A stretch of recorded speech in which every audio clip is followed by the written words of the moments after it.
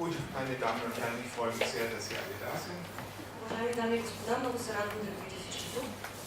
Jetzt ist ja schon ein paar Tage hier Herr ULAY da mit seinen Kuratoren und Begleitern.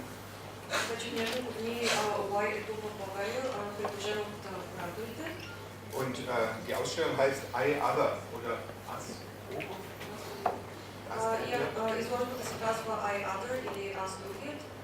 Und ich kenne bis jetzt eben dich seit 3 Tagen.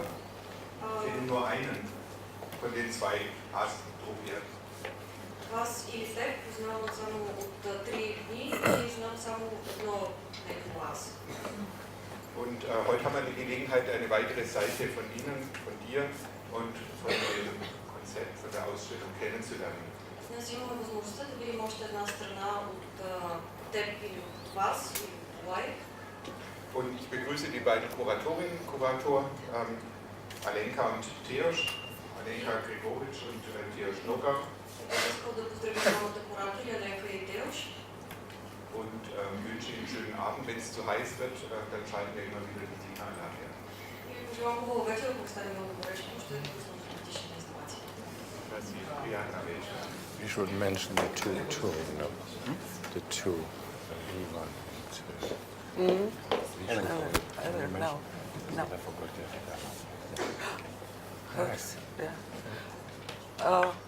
Hello? Do we speak here?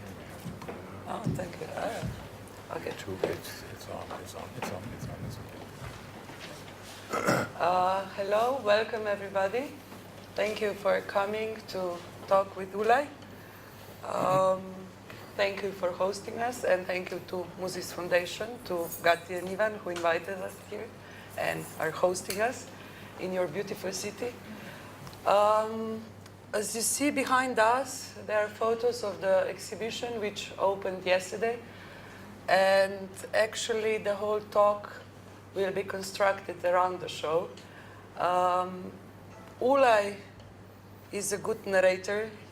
He has a lot of stories to tell us, and we decided that we will focus on few points from the exhibition that we think will enlighten, when you will see the show, your knowledge about certain things like photography, Polaroid, performance, things that ULAY was using or was practicing during his rich artistic career. So Teos and me will ask some questions, and I hope that you will also have questions to ask, maybe at the end, maybe in the middle. It's up to you to decide. So I will start immediately with, we have it behind right now. That's the works from 70s that we included in the show. They are Polaroids. It's of course a small selection because the show, which was done for Ljubljana City Gallery, and then Ivan saw it there and invited us to come here. It's also not really big space, so we had to do selection within the enormous archive that ULAY has. It was a pleasure to go through his works, to research with him, to speak to him, and then somehow make a decision what to show to public. So these Polaroids that we are showing are part of the performative photography that ULAY did. And actually what we would like to hear now, it's like how you came, when you moved to Amsterdam, when you came there late 60s, how the using Polaroid and started to working for Polaroid company changed your artistic My life. Life, yeah? Yeah. You say something now? Okay, thank you, Alenka, for the brief introduction. And I don't have eyes on my back, and I will not turn all the time around to figure out what is there, so you maybe relay saying what is there.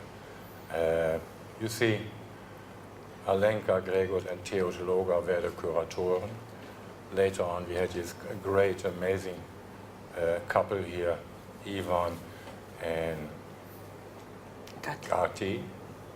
They did an amazing job, because to get to conclude or establish something in this wonderful city, and I'm really charmingly amazed about Sofia. I never been here before. It looks good to me. It looks like the ideal city for pioneering, and that's the best part you maybe can experience in life. In 10, 20 years, everything is done. Capitalist, shopping malls, food chains, fashion chains, car saloons, and that's it, that's the end of it. And like airports are already, and later on museums will be likewise.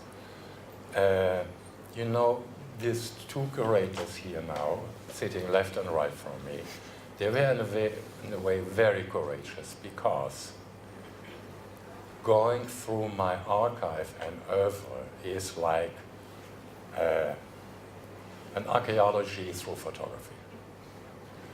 And I mean it, it's a great term, I think, archaeology in photography, because my oeuvre from, let's say, from 1970 till present is very diverse and very bizarre in a way.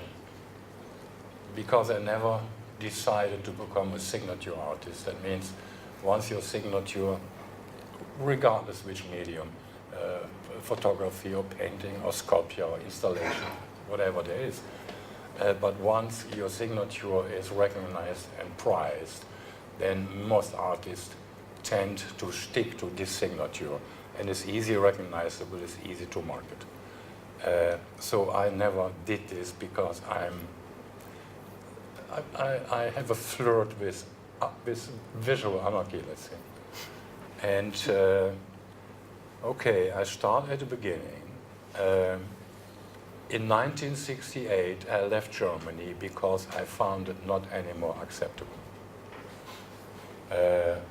You know, being born in 1943 in Germany during an air raid in a bomb shelter, and then going through the post-war dilemma, demoralized little society, actually only women were left, men were just sacrificed, either here or there or last in Stalingrad. The moral level, the psychology, emotions were so terrible, and most unlike an ideal climate, mental climate for children. Well, I went through it, and once, you know, I managed to get through the post-war trauma, then I got to do with the Cold War. Some of you remember that. And then, you know, during the Cold War, there was a Vietnam War. Of course, it was mainly for the concern of American, you know, more hippies or more engaged people, but it went all over to Europe to be solidary to the American resistance towards Vietnam. So, well, that's a little bit the collective mindedness of this time.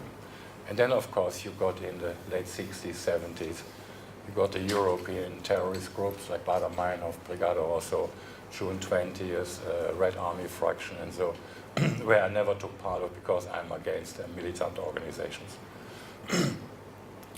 So at one stage, I just had enough. I said, I don't take that shit any longer. It's my life. I take my decisions, and from here, I will start over new again. In 1968, I left Germany for, no, not far, for the Netherlands. And in 1968, why I was, first of all, I intended to leave every Germanness behind me and enroll in Prague at the Film and Theater Academy. I thought that's a good idea. That was in the summer of '68. Some remember what that means. I took a car, drove towards the Czech border, and there were strange people like aliens. And I said, "Niet." It was the time of the Russian invasion in Prague, so no way to get to Prague to the Film and Theater Academy. So and then I was disappointed. I didn't know where to go else. So I was hanging out there for about 3 days, and eventually got a sort of friendly with some of the Russian soldiers, so we shared vodka, of course. And at one stage, about 3 days hanging out close to the border, at the border, excuse me, I found a newspaper just fluttering around. It was not exactly the newspaper from the day, but a newspaper from the day before or 2 days before. It just was going with the wind, blowing around. And then I opened the newspaper, and there was a double page about the provos in Amsterdam. The term provo comes from provocation. The provos in Amsterdam, unlike the German and the Italian terrorists, they were, and I like to stress what they were constructive anarchists. That's a different story. And I was attracted to that. I said, yes. So I went from the Czech border up to Amsterdam, where I didn't know anybody, I had no place, I had no money, I had nothing. But the provost in Amsterdam was actually the magnet for me to find a solution how to go on. Coming to Amsterdam, I learned about the provosts. They were rioting daily against the police because of their massive demonstrations, which the police or the authorities didn't like. They want to put it down. And I learned about the provost. They had a few goals, the aims for what they were rioting. First of all, car-free city center. The alternative was they would install 150 white painted bikes without locks. That means everybody, the city center in Amsterdam is rather small. So they would install these bikes that everybody could grab a bike, drive wherever he or she wanted to go, leave it, somebody else could take it, and that would cycle the whole day and the whole night around. Great plan. The next thing was they wanted to install more parks and green spaces and green places in Amsterdam. Also good. We know I passed today the park here from the hotel to here. I mean, it's packed with people who enjoy it tremendously. Green in the city. Third thing is they wanted to install children farms. That means small farm-like places with donkeys and with sheep and with goose and with chicken and with pigs, so that children could get an idea about living chicken, living pigs, living things. Because now many children know chicken and pigs only from the supermarket, but not alive. So that was a great intention. And I said, yes, I go for it. So I joined him for a while. I documented all their actions. And at one stage, I was writing aphorisms at the time. That means it's a form of poetry. I was writing aphorisms, typing them away on old-fashioned typewriter. And at one stage, I discovered a Polaroid camera. Wow. I have been dealing with photography before, but lately not anymore. All my intentions and my muse went into writing aphorisms.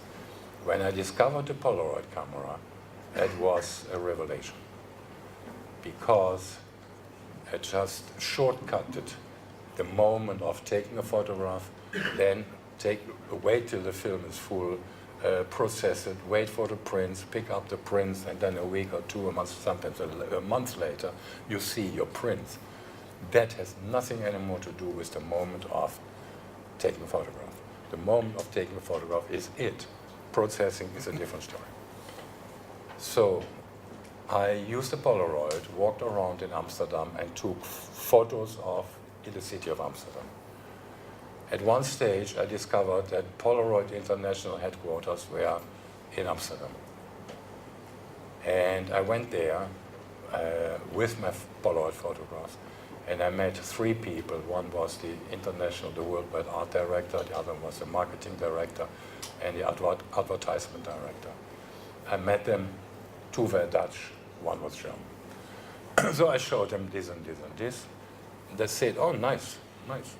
That was it. But I went on. I went on another week, went back again, keep penetrating them, and showed them more photographs, and in color and in black and white. And then at one stage they said, well, that's interesting. Actually, you could work for us. What, to do what? You could become a Polaroid consultant photographer. But then we send you to London, you finish Amsterdam, Paris, Rome, and New York. And you make city portraits with our cameras and films. And I jumped in the air, and I got about, I think at the time, 10,000 guilders, which is about 5,000 euros, which was a fortune at the time. And traveling expenses, hotels, and I got cameras and films as much as I wanted. And because I had cameras and more, the films as much as I wanted, at one stage, once this was concluded, there was a book published by Polaroid, given as equivalent to the Polaroid photo dealers around the world. And so then I pointed the camera to myself with the question, who am I? It's an easy question, but not easy to answer, of course. Then I took Polaroid photographs of myself in all moments and situations, even as drag, as queer, as transvestite, tattooing, piercing, self-injury, self-mutilation, and all this heavy stuff. In a way, photography is not enough to find out who you are, because photography only can remain on the surface of things, either a human body or an object. So I cut myself off like last night, but I'm not anymore busy with the same question. And then I took the Polaroid photographs in the typewriter and kept writing aphorisms with the typewriter over the Polaroid photographs. I think there are some of the images in the show. And but slowly on, the image took it over. Why? Because writing letters is rational, intellectual. Image is more emotional. And I discovered that I'm a very emotional person. Till today, by the way. You can ask my wife if you don't trust it. So I went for Polaroid, and I was taking about 5 years self-portraits, I call them auto-Polaroids of myself. Always with the same question, trying to find out my identity and who am I, etc., etc. Because I was orphaned at the age of 15, there was no parents, no brothers, sisters, grandparents who could tell me something about my ancestors, etc. So the question about who am I is still pending. Besides, I wasn't baptized, I changed my nationality and all these kind of things. So I was juggling with the whole notion of identity. Can I interrupt you for a second? Actually, you really quite nicely led the whole Polaroid story. And actually also the title of the exhibition, I Other, implies actually not just yourself, but also your relation to the others.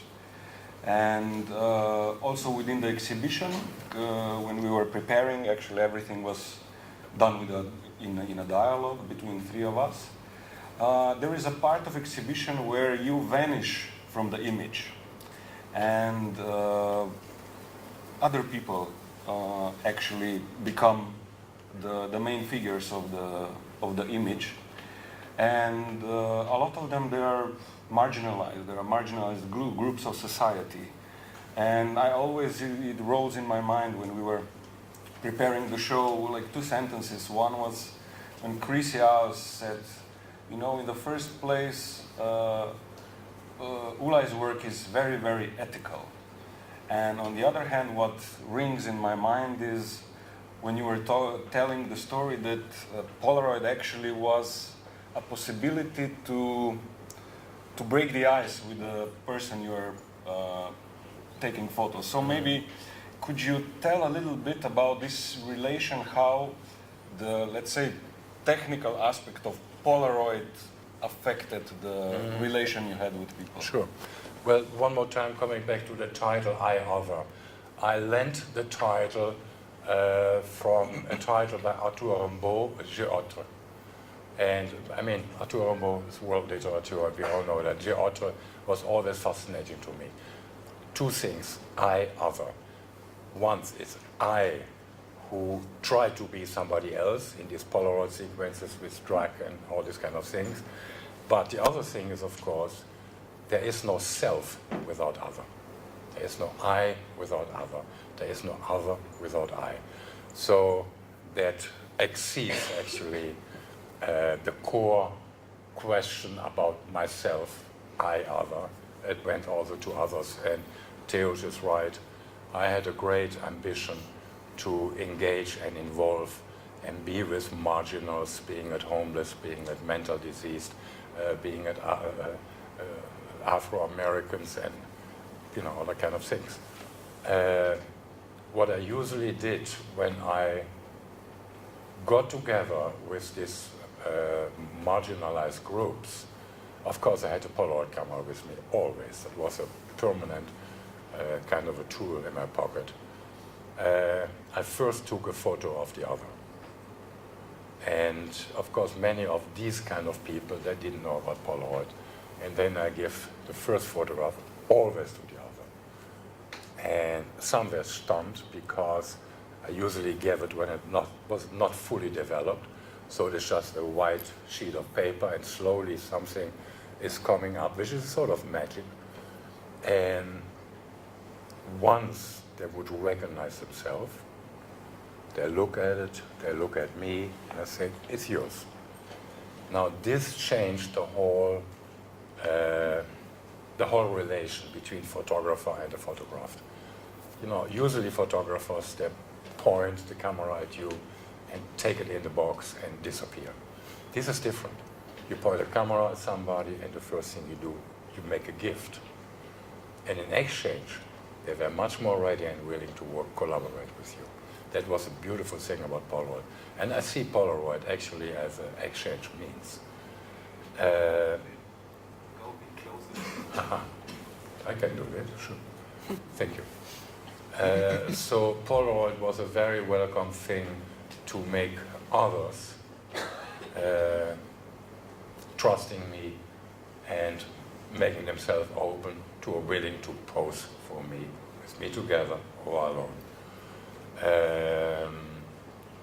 That's actually answering the question. Yeah. It does. Just additionally, something that always follows me in years of our collaboration is the sentence that, can be applied to also later work that we will mention, but the sentence, aesthetics without ethics is cosmetics. And I believe it's kind of your motto in your life as well. The ethical. But how, when did you kind of came to this idea of, let's say, the role of ethics within the work? Because you already in the beginning, you kind of rejected the aesthetic norms. You call yourself that you are fond of like an anti-aesthetic, let's say, line. Well, I'm from the anti-aesthetic generation, 60s and 70s. And, but when I shouted this credo about aesthetics without ethics are cosmetics, many people disliked it, especially the established art world. And I mean it, but it is not just, it's not just like a flirt of mine that I flirt with the idea about ethics. It is more, this became more a principle and a philosophy that I will not lose or let go for the sake of aesthetics. I will not let go my responsibility part about bouncing possible aesthetics or anti-aesthetics with ethics, and till today. And as I said, it became a principle, a philosophy. And this makes it not much more comfortable for, well, the common art market, let's say. But I'm that kind of guy, and I did it since a long time ago, and I still do it. And I'm very happy with it, and I don't regret anything about it. And maybe today, I shouted this credo about aesthetics without ethics are cosmetics about, 25, 30 years ago. And actually, today, I have more motivation to say it or shout it one more time. And I hold on to it. And you sooner or later will see what I mean by it, if you haven't seen it already. Okay, so we come to other ethical questions in your works. And I think would be interested to say a few words about the last action that you did before you started to work with Marina Abramovic. So it was the Berlin action, the ones you didn't see the show yet. It's called There is a Criminal Touch to Art, which is, definitely talking about something that you were explaining at the beginning, the society you didn't agree with, which direction it took, the German society. And again, the group which was living on the margins, so the Gastarbeiters, which I'm sure you all know, that were building Germany in 50s and 60s, but then they were forgotten. Well, the foreign workers who were attracted to Germany around the 50s and early 60s, they were actually attracted to clear up the dirt and the mess. Amongst them, of course, Italians, Greek, and many Turks. And the Turks usually, for some reasons, they drove to Berlin. And Berlin at one stage had quite a ghetto, and it is literally, or was literally a ghetto in Berlin. Today Berlin is, of course, as we know, the largest Turkish enclave outside Turkey. And they're doing very well, I must say. But at the time in 1976, there were institutions like, the DAAD, the German Academic exchange. Yeah, the academic exchange, foreign students or artists to Berlin, and they had studios in Berlin-Kreuzberg where actually the Turkish ghettos were at the time, and in Berlin, that was right outside the wall.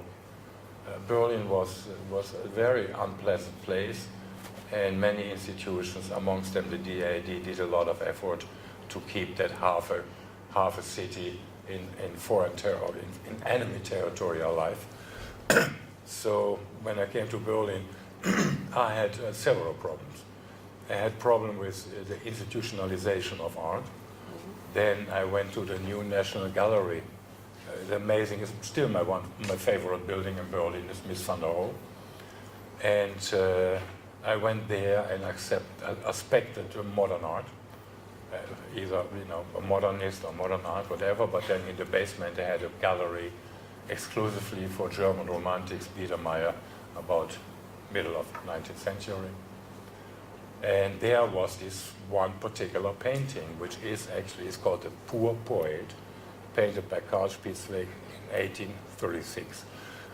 It's a very romantic, miserable scene of a poet, poor poet, under a roof. It's leaking through the roof. He lies in the bed. He has an umbrella over it, and he is writing manuscripts away. And there is an oven, and there are piles of manuscripts just written in front of the oven to dry. And the manuscripts go in the book, early book burning, of course, go in the oven, drying his boots, and it is incredible. It's a small painting like this. But eventually, also for me, having been going to school in Germany, it became a sort of a German identity icon. And it was one of Hitler's favorite paintings. I didn't expect it there. So I found the corpus delictum for what I actually tried to do. I wanted to create a tremendous irritation between the Academy of Art, between the new National Gallery, Künstlerhaus Bethanien. These are three cultural institutions. And but to get something going, you need a means. It's like a strike. If you want to strike, you better have the right means to do so. Otherwise, it's nonsense, senseless. So what I did, I made a reproduction of the painting and blocked the main entrance to the Academy of Art in Berlin. It was big, it was about 2.5 by 2 meters, so you couldn't come in or out. Same motif, the painting. Then I went next, sorry. Next I went to the new National Gallery. I had studied about 8 to 10 days the situation there. And I knew the moment you touch that painting that the alarm goes off, inside and outside. And the main entrances, their revolving door, they will block. So you need to cut 2 wires where the painting was hung on, and simultaneously there were of course contacts for the alarm. I had to run through this gallery, through the down hall, upstairs, through this very big hall to the exit. And I know the emergency exit is not locked. It's just sealed by the fire brigade. I know that. So I cut the wires, I grabbed the painting, I got up, I just about made it, and went to the emergency exit out. My truck, in which Marina and me were living for 5 years later on, was parked there with running engine because my battery was flat. And I was praying, that the engine is still going. It was going. And then I drove direction Berlin-Kreuzberg. And about at the periphery of Berlin-Kreuzberg, I left the car, I parked the car because it is a mud black, ugly vehicle, which I bought secondhand via auction from the French police. And so it's very obvious, and I know that taxi drivers in Berlin at the time, they love to listen to the police radio. And if they would signalize, if the police would signalize my car, they would block the road. They work together with the police. So I left the car behind and started running, continuing to Berlin-Kreuzberg and to the quarters of a Turkish foreign working family. I have been, prior to the action, that was on the 12th of December 1976, on a Sunday, I have been visiting the Turkish family and said, we are shooting a documentary film. Would you please allow that we just come up to your place, we hang a painting on the wall, and we shoot it, and that's it. They say, sure, why not? So eventually I made it with the painting. I went up the second floor to the Turkish family, and I didn't have a hammer and a nail in the pocket. So they had another painting, like a Baroque, whatever. So I hang it off and use the same nail to hang the painting on the wall. And that was, of course, a tremendous irritation. Prior to the action on Saturday, I had sent to 12 media a letter with the intention of the action and what I want to do and how I'm going to do it, etc., etc. But knowing that on Sunday they were not printing, at least this time not, that it only can come Monday. And after the action, I called the police, I called the director of the New National Gallery and said, I did it, I take all, I'm responsible and take all consequences. It took about an hour before the director with a police and civil came, because before there were these anti-terror trucks that surrounded the whole block. And when that was done, there was this Mercedes coming with the director, Professor Dieter Honisch, and a policeman in civilian. So I got in the car, they brought me to the New National Gallery via the personal entrance, because I said, please, not via the main entrance. People will lynch me there, So we went there and I said, take the consequences. I went to prison for 24 hours. Germany has a law. They can keep you without any reason 24 hours before you get to a civilian judge, and there decides about the further consequences.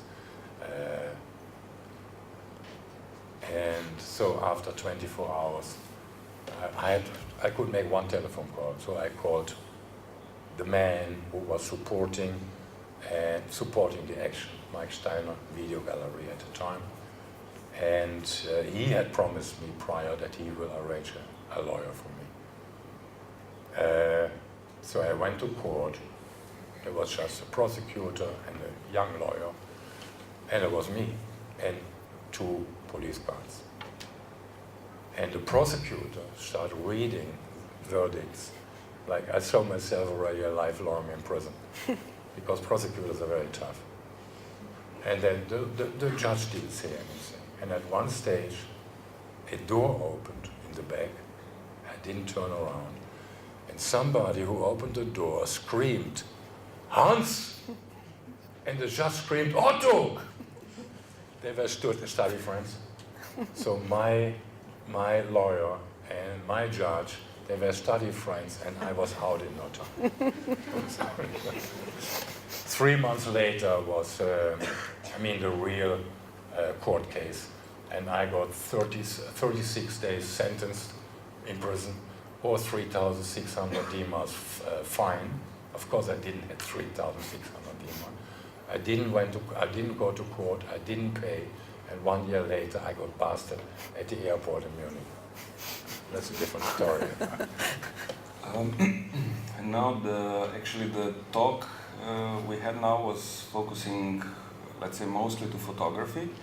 But I would like to maybe make a little transition to performance, which is also an important part of your work. But as introduction, maybe already try to point out the elements within photography that already were performative. I mean, you talk about the Polaroids as a performative photography, the photogram that you did, or like for exhibition in Mestna or in the 70s, it also has this performative element, already with public. And on the other hand, the culmination in photo thought, where you symbolically kill the photography, and you were constantly pushing the medium of photography, which is, let's say, by our notion, static, but you were constantly pushing these mediums. And then, again, one of your sentences, body is a medium par excellence. Can you speak a little about this transition from, let's say, static medium that you already tried to move it, and how everything culminated in performance? Well, as I mentioned before, I was about 4 to 5 years taking about exclusively Polaroid photographs. And then I got into performance. I did my first performance, I believe, in 74. Then the big change, the big turn started in 76 when I met with Marina Abramovic. I was 75 and 75. But from 76 on, we started working together. That was not an easy thing to do, because Marina was at the time already a very powerful, very strong single artist, and I did my stuff as a single artist. And to fuse two egocentric, stubborn artists, it's not an easy task. And that took quite some intensive time before we established an agreement, how and why and what. Because there are two big egos involved, and how you deal with this. You can't take an aspirin to solve the problem. Just before this happened, the collaborative works, which were called relation works, I had the urge to finish all my analog photographic ambitions and works. I created a work called Photo Death, for which I had 9 images of a person disappearing slowly in landscape, and I had enlargements about 1.20 meters by 80 centimeters, and they were hang over 3 walls in this alternative space in Amsterdam called the Apple. There were 3, there were 3, and there were 3, and there were a light which did not harm the photographs. It's like a light, photographs used in a darkroom, it's a yellow-green light. You have spatial orientation, and it doesn't destroy anything or harm anything about the photograph. When the audience came in, we closed the door and we shot on the halogen lights, the typical, the strong gallery lights. And the images disappeared in 15 seconds to black surfaces. You could see them very well. They were perfectly developed, process. You could see the image. It was, to begin with, it was a legitimate photographic exhibition. But then in 15 seconds, they all would disappear to black surfaces because they were not fixed. They were only processed. So that was called photo death. There was a second part, but I don't go into this, it goes too far. And from then, after I did the Berlin action, the demonstrative social critical action, if you like. And then I started working together with Marina. Performance was the main focus because, as I said before, photography, I have been experimenting a lot with analog photography, but it wasn't the ultimate step to do. And the ultimate step to do was entering from photography into performance, because we did understand at the time that the body is the medium par excellence. This is the most direct, confrontational, realistic, direct, social or asocial, whatever you like, medium we have available. I managed to do all the documentary photographs from the performances, also the videos, because I had the talent. And then after our collaboration came to an end, there was a big vacuum. It's like our collaboration was like symbiotic. There is love, there is togetherness, there is challenging each other tremendously with that kind of work. And it goes deep under the skin and is symbiotic without doubt. And when that falls apart, you experience a small death within yourself, a vacuum. Not easy to get out of this, how you fill the gap, how you fill the vacuum. On Marina's side, the same. She is not immune, of course, neither am I. So we had a hard time. And then slowly we decided we use certain means to continue. Marina on her side, with much success, as we know. Me on my side, I do not regret anything. I'm totally content with what I did. She is content with what she did. I know that in the meanwhile, because we talked to each other long ago. And then something was missing in my whole photographic approach. And that comes from the term performative photography, or more so, it relates actually to a French film critic's essay called The Ontological in the Photographic Image. And when I read that it was André Bazin, he was actually the film critic for the period cinema, nouvelle vague or cinema noir.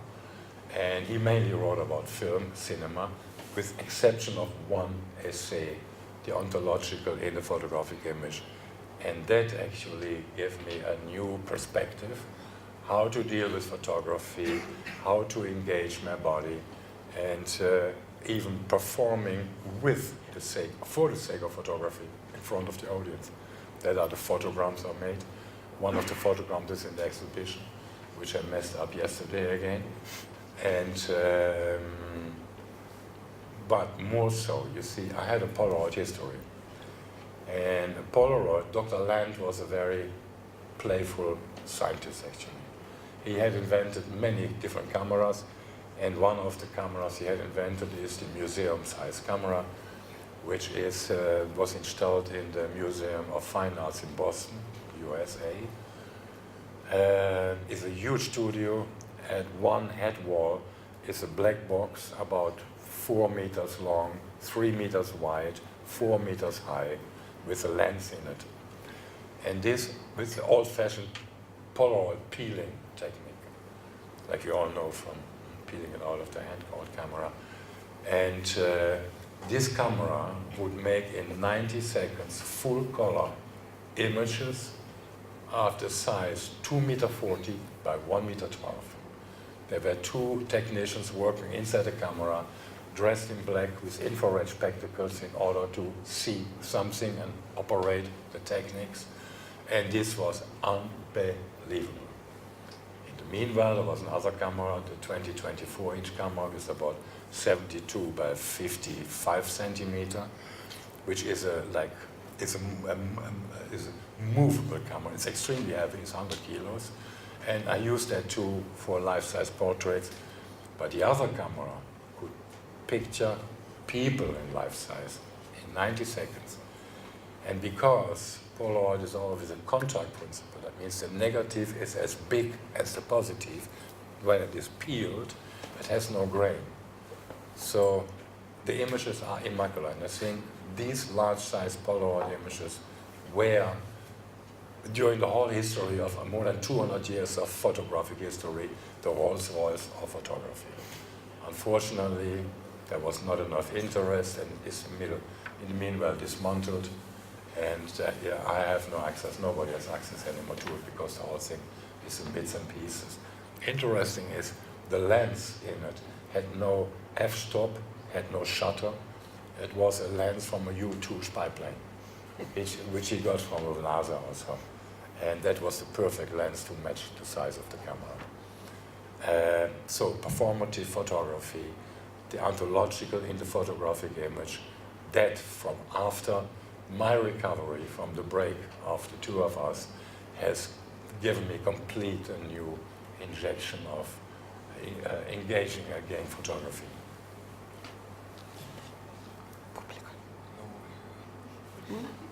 Sure, yeah. Maybe just another element, The maybe point. to conclude the talk, and then we give the floor to the public. Just regarding the performance, actually, I was thinking a lot when talking with Alenka, and you had 3 principles with Marina when you were working for performance. But I'm referring to no rehearsal, no repetition, and no predicted end. And I would just like to know how did it come to that? Was it like natural that you came to that, or it was, let's say, like some strategic agenda about it? Well, you know, coming natural to something like this is not, maybe not really in our nature, but it is a conceptual thing, of course. I mean, everything in art is conceptual, even going back to cave painting. But you know, we made no money. When we did performance at the time, especially in the period between 76 and 80, that were the hardcore performances for most. We got invited to do a performance, I don't know, in Bologna or Cologne or anywhere, and we got maybe 150 D-mark, which is 75 euro. And we had no chance because we wanted to do this. The consequence was we had to alter our existential needs. No fixed living place, no rent, no taxes, no this, no this. So instead I got this truck, and we were living for 5 years in this truck. We had at the time no internet, no mobile phone and things like this. So we had the alternative art space in Amsterdam. The Apple was our correspondence address, and that was communicated via media. And whenever there was the idea or an invitation for us doing performance, there would either cable send a telegram or a letter or something to the Apple or call the Apple and say, well, there is a performance festival going on in Bologna, and it is then and then, and they would very much like to have Marina and ULAY there to do performance. Then we went on the road with this truck. The truck maximum drove 90 kilometers. It was always a long way, and then when we arrived, we would stay and live in the truck, no hotel, nothing. We would cook in the truck. Marina were knitting sweaters in the truck because at winter time it got cold. We had no eating in the truck. And you know, from this existential, chosen, accepted existential circumstances, we came actually to combine the idea or writing a manifesto about our life and our work. And actually the manifesto was called Art Weiter, meaning actually referring to life like art rather than art like art. Art Weiter, permanent movement, no fixed living place, local contact. Then when it comes to performance, no rehearsal, no repetition, no predicted end. And something which was not written, but it was an agreement like a silent agreement between the two of us that said, whenever one or the other can't go on, she or he stops, and the other can go on or not. That was open-ended. But also, of course, when we did the like self-mutilating performances or the painful-looking performances, we say that was the unwritten agreement. Whenever one or the other gets in problems, meaning pain or inability, we stop at once to avoid expressing any pathos. Because all the performances were not about pain, never. But of course, it was very uncomfortable, I must admit, for the audience. And some people were fainting during the performance, but interesting, psychologically interesting is, you do performance in a you know, you have a given space, or you find a space, you have a date, you have a time for which the performance is usually very insignificant announced. And then during these days, there were maybe between 20 and 30, the most 40, maybe sometimes 50 people watching the performance. And as I said, some of the performances were for the onlooker, the spectator, as you call it, very uncomfortable. But the interesting thing is, nobody tried to stop it and nobody walked out. So that gives a very particular social psychological pattern to the relation of then audience and performer. And I found that very interesting, and later on I like to play with this phenomena, psychological phenomena. And yeah, so we were tough to ourselves, we demanded really tough conditions of ourselves, the performances were really very much reduced. I mean, ideas are as sun grains on a beach, but I am very much reductionist, so you strip it and strip it and strip it and strip it to the bone, and then you do something like theater in bikini or something like this. Yeah, okay, that was the manifesto. I can give you one, for last, before you have, I give you 1.5 minute time to prepare your questions, okay? We did in Graz, in Austria, a performance called Incision, and for which I was nude. I found a finger-thick caoutchouc rubber rope that was fixed on the wall about 5 meters wide. I was standing behind it, and the idea was that I extend towards the front, towards the audience, as far as the elasticity permits. And at the maximum extension of me, Marina was staying static, motionless, passive, inactive.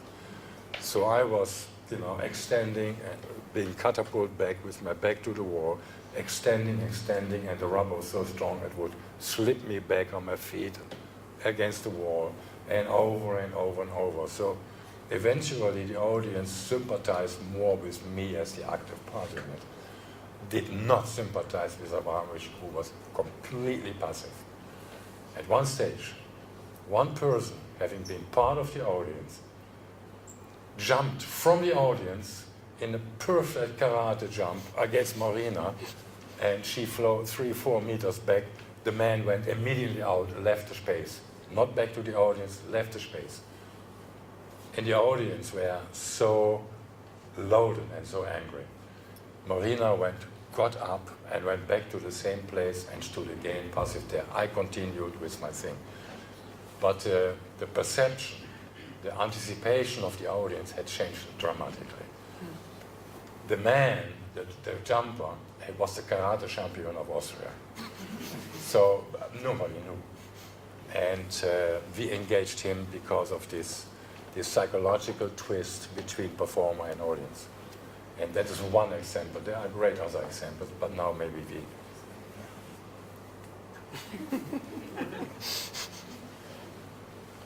Yeah, please, if you have any questions.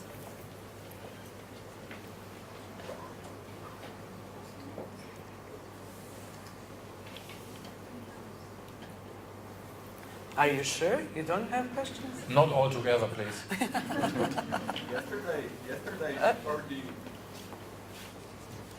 Yesterday, before the opening of the exhibition, somebody mentioned that Marina Abramovic is creating myths around some of the works that we did together, and you are destroying some of those myths.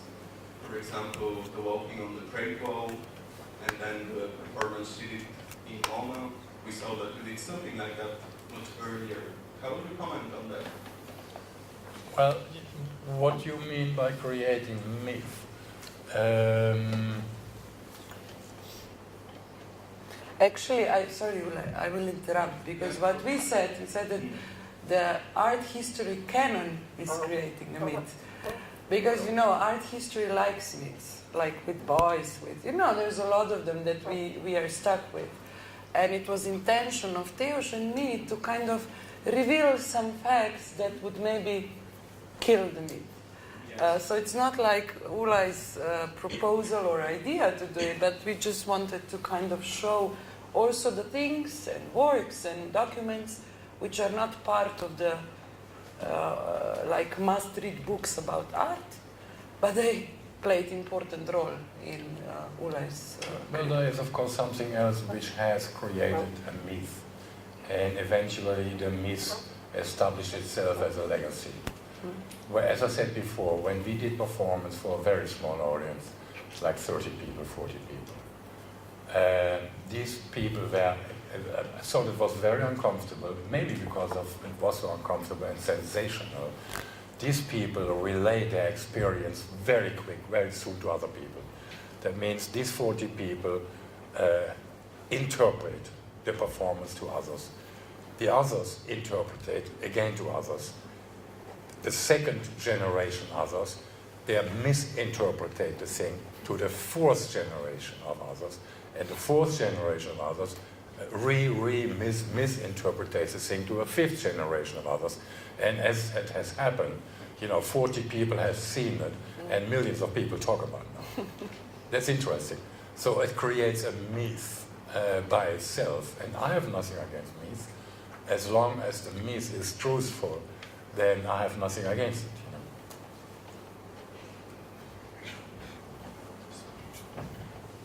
I want to ask you, how do you deal with death? Because at a certain point it will come. Do you want to make it special, or you just die like a normal person?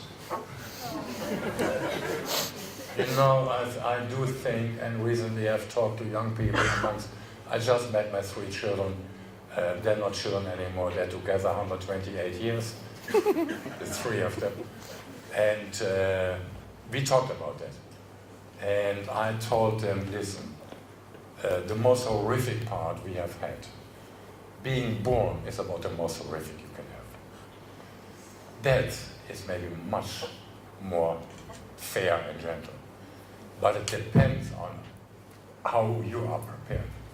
There are many people, of course we all die, and we don't know yet when and why and by what circumstances. And many people are not ready, and they reject, they fight death. That's not a good idea. So you better be prepared. I just simply surrender, and I hope it will be in a good surrounding, in a good environment. Not everybody is able. I definitely would.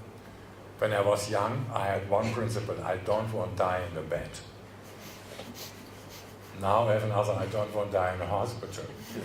So I don't know. Eventually, I don't want to die at all, I guess. Can we ask another question from our family? My husband is always concerned with death. I'm always concerned, I think, about love. So I'm sorry that we're asking you about your feelings, but you are turning your feelings into art. This is what you do. So my question is that with age, maybe the body leaves us slowly. But what happens to love? What is your love now? What's your love before? More like a war, and now is more settled down or more calm, or on the contrary, more passionate? What happens with love? Well, ask my wife. She's sitting right here. Where is she? She's here, right in front of you. But she is sort of shy. Actually, she is not shy, but when there is an audience involved, then she acts like shy. You know, love is a very complex thing.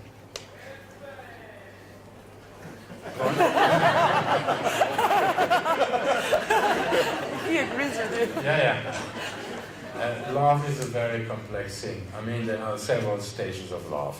There are many different kinds of love. One love is, of course, or maybe the first experience about getting hit by love is being the first time in love. This is a very strange feeling. It is foolish, of course, but it works very much so. When you settle for love, then, I mean, there's so many gradations to it. You can love plants, you can love animals, you can love your parents, you can love your shoes, you can love your car.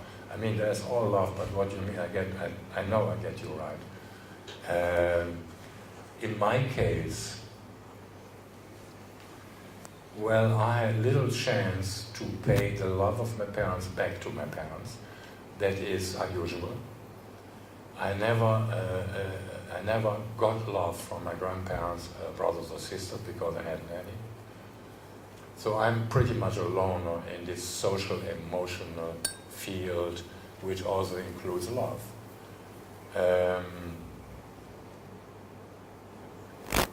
At the age of 21, I got married the first time.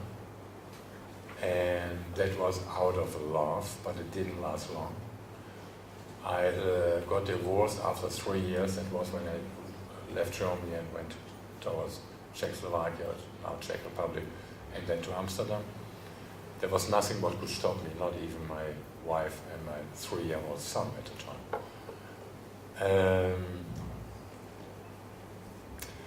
You know, at my age now, being 73, love has a different quality than it had all the time before. It's getting more fair, getting more soft, it's getting more reasonable, if you want to use that term for love, reasonability.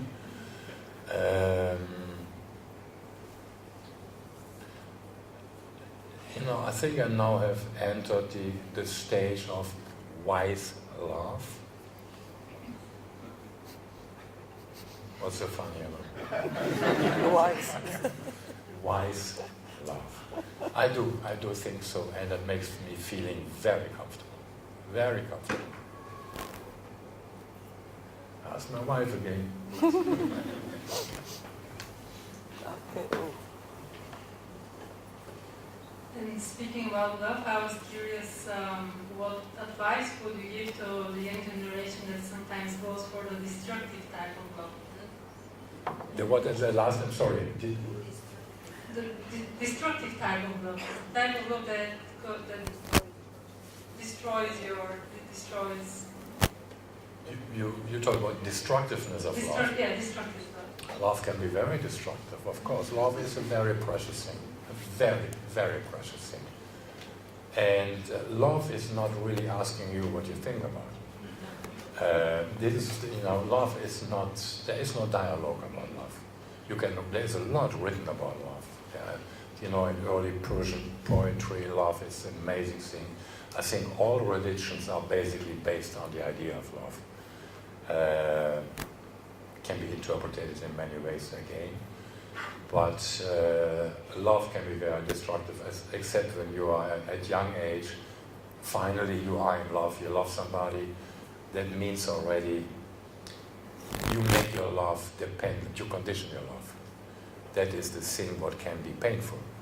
When you are as a young person in particular, being in love with somebody, that means you share your love and you expect and will be answered from another person. But the moment you do this, you condition love. There's no way around. And then, when it doesn't turn out right, you will be hurt, you feel bad. and then you are warned or you are hurt like a burnt child towards the fire. So the next time you're a little more careful with whom you give your love and whom you trust about love. Love is a tricky thing. But what I mentioned before about Marina Abramovic and my case, there is a symbiotic dimension to it, and that symbiotic dimension goes even further than a heartbreaker. Symbiosis is a biochemical phenomena, and symbiosis also makes you very dependent on the other. And that goes so far that old couples, like traditional living people, then or now, they get once married and they stick together their whole life. That's beautiful. No worries at all. I like that. But I'm not that type. But anyhow, sometimes these old couples who live together 40, 50, 60 years, and one dies, the other dies soon after. That is a symbiotic dependence. It's phenomenal.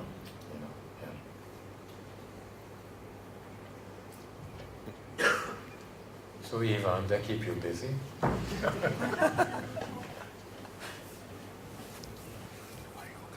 Yeah, I'm fine. Well, we can. After all these experiments you've done, what do you know about yourself and what do you know about humans? What do I know?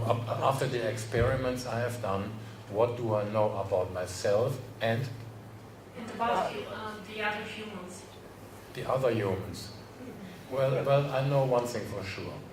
We all have 2 eyes, 1 nose, 1 mouth, and 2 ears. There is not much difference between us. That's what the Dalai Lama likes to say, for example.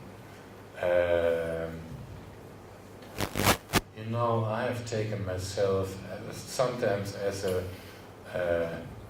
laboratorium rabbit, and sometimes as a more experienced man who knows what he is doing.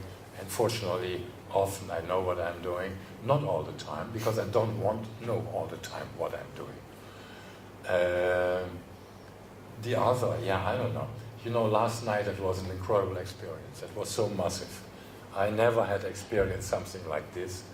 Coming to Bulgaria, being unknown, relative unknown, obviously not. And what happened last night was just overwhelming. That means the others, there were 1,249 people, according to the counter. Somebody counted it. I never have experienced. That's great. But the energy was so incredibly positive, so positive. And my role, that exceeded actually being an artist and having an exhibition here. That exceeded much being, just the artist having an exhibition, etc., etc. It was much more than this. And I think what I found most particular about is that I guess, and please correct me if I'm wrong, that most of the people who have attended yesterday the opening were not art-informed people or people from the art context or art world. One thing. The other thing is that most of the people were young people.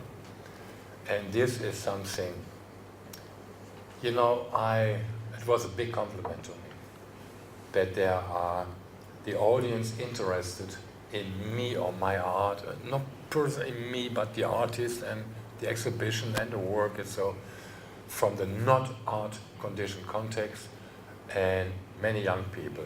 That is my biggest satisfaction, because what is my biggest satisfaction right now is to prolong the red thread of my legacy to young people. This is like, it's like what grandfathers do to their grandchildren. And but it is very fulfilling and very satisfying that there are people interested, and you can deliver something. They give you something by their interest and presence, and you give them something back. That is a very beautiful model of gift exchange. Did I answer your question somehow? Hello, ULAY. Yeah. I would like to ask you a rather simple question. What is the future of performance? Dear, what's the future? Performance. Well, future comes never. So don't worry about performance. Well, I tell you, I mean, I don't know I can answer this. Thought I'm still like to perform once in a while. The future of performance is to find the core meaning of societies today. And in that core meaning, what you express with performance, they must find themselves. That means, the model, the old model, Marina and me, a man and a woman, and what we did was actually nothing else but exaggerating the traumatic fears of relation, male-female relation. That can be male-male or female-female relation too. And that's why so many people identify themselves with and found themselves in. But I think today there may be more reasons and more flash, intellectual, emotional, artistic flash than in this time that you can find in order to do something what appeals to the people. It can be critical, it can be uncomfortable, it can be sweet, it can be anything. I would not go for sweet necessarily, because it should be, if it is too easy acceptable, it will be not being carried out. It doesn't have to be extremely shocking either, but the shocking is doing work. It has to exceed the daily performances of politicians and media freaks on television, all that kind of thing, I mean, there's performance all the time going on, sterilized or stylized or whatever. I don't take political performance anymore for serious because they're ridiculous. But there is, I think if you come to the core of what people need to see and what people are willing to identify with, if you can pack that in your performance, then you have a good chance to be successful. Thank you very much. Pleasure. Okay, maybe this positive thought we take as a last thought to have a nice continuation of the evening. And I would like to again thank everyone for coming. And Give the word to you. Ivan has another announcement. So there is a few books which има няколко книги, които So we don't need to know. Is this yours? No. продуцирали ние. Грати, Само вчера и днес да струва по 5 лева, тук мога да намерите безплатно в Liverpool Market Hall.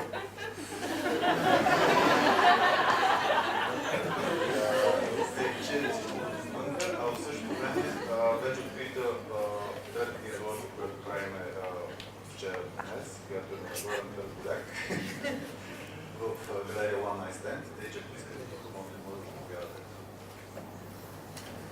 Okay, and I would like to mention that Ivan Mudov and Governor Mudov, it was their idea to come here and to bring ULAY here and all those great discussions.